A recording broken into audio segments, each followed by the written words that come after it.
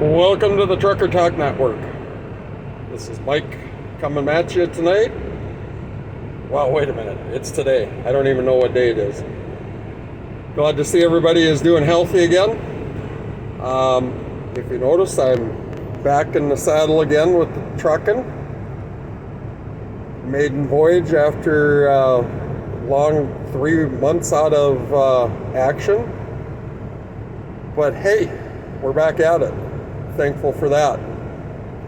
Wanted to check in with everybody here and just let you know things are going well.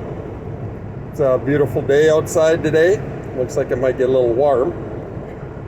Left my co-partner back at home. She wasn't overly happy. She flopped her ears at me and then went to sleep when Dad left. Anyways, so I just wanted to touch a few topics here today. Oh, what could we touch on? Maybe we'll just touch on a topic. Truck pricing. Right now, truck prices are ridiculous. And it's not just in our sector in trucking, it's in everything. Cars, pickups, trucks, even vocational stuff, things have gotten out of hand. And people have to realize that when it's coming to this right now, you're going to be looking at bigger down payments and more unfavorable terms when it comes to banking and so forth. You take a lot of your used vehicles, you can be inflated anywhere from $8,000 to, gosh, I've seen as high as $20,000 more than what something is actually worth. And so the banks are going to have to collateralize that just to protect their interests. And in the trucking industry, failure rate is high. And with the high rates that we're at now, as far as per mile rate in the trucks and so forth, what your revenue is, people have to understand that yes, they're asking for a lot more down, but what if all of a sudden October this year these rates just tank and you're back down at $1.50 a mile? Are you going to be able to afford to make that payment and so forth? So they have to really collateralize what's going on, because a $30,000 trailer that you paid $50,000 for is still only worth $30,000. That's all it's ever going to get sold for.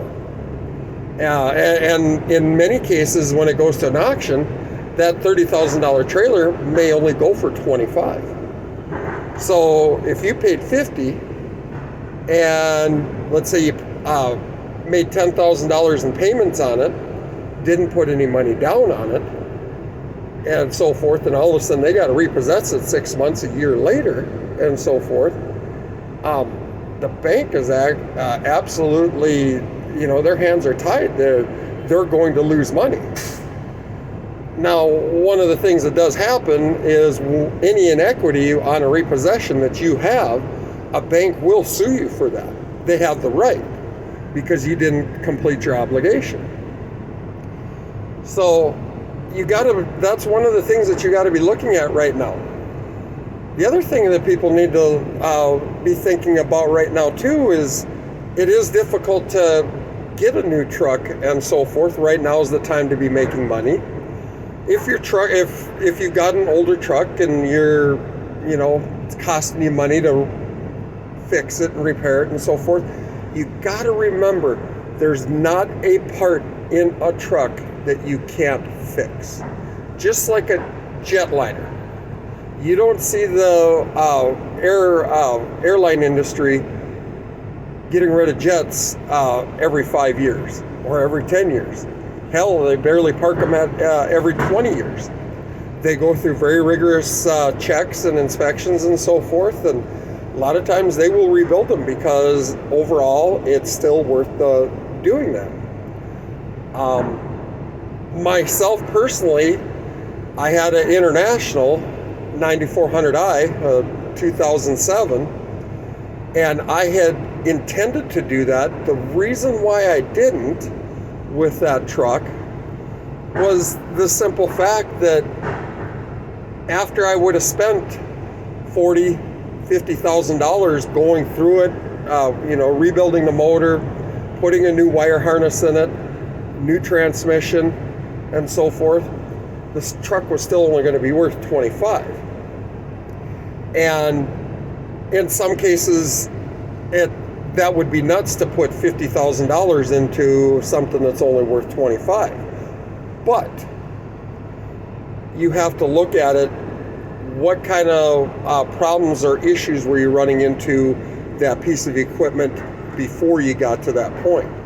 Well, one of the things that I realized with the International that I had, even though it was a good truck, some of the design issues that International has with that specific model of truck were not advantageous to keep the truck. Wiring harnesses, the way they had them bolted down and so forth, too many right angles on wires and so forth. And when you start doing stuff like that on wire harnesses, it's going to be an inherent issue as time goes along, because copper wire case hardens from heat. Well, anything underneath the hood of a truck, there's heat. And so you end up getting copper wire starts to crack over a period of time. And I just wasn't overly, the truck was all right, but it wasn't my idea truck. So that's, these are just some of the things that people need to think about a little bit. Financing is a struggle right now. And that's why you should have been working with a bank for a long time if that is your need. But hey, if things are going good for you and you're making bank right now, I would be banking that money and paying cash for something. Cash is king. Cash is king. Or when things start to change around and slow down a little bit, maybe you take that cash and put it into your existing truck. And I'm not trying to badmouth International or anything like that. That was just my personal preference on that truck. I drove it 5 years. It was a good truck. I paid it off, all that good stuff. I had my issues with it and so forth. I fixed it. I kept it going. But at the end of 5 years, I just decided it was not a truck for me to continue doing the business that I was doing. So, but yeah, that's one thing to really look hard at, is when you're in these times right now, does it make sense to go buy a new truck? Does it make sense to buy that used truck that's overinflated?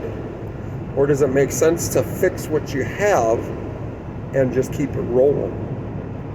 Just keep that in mind. May you all have a blessed day. Thank you for tuning in. And if you would, please like the video and subscribe. Thank you.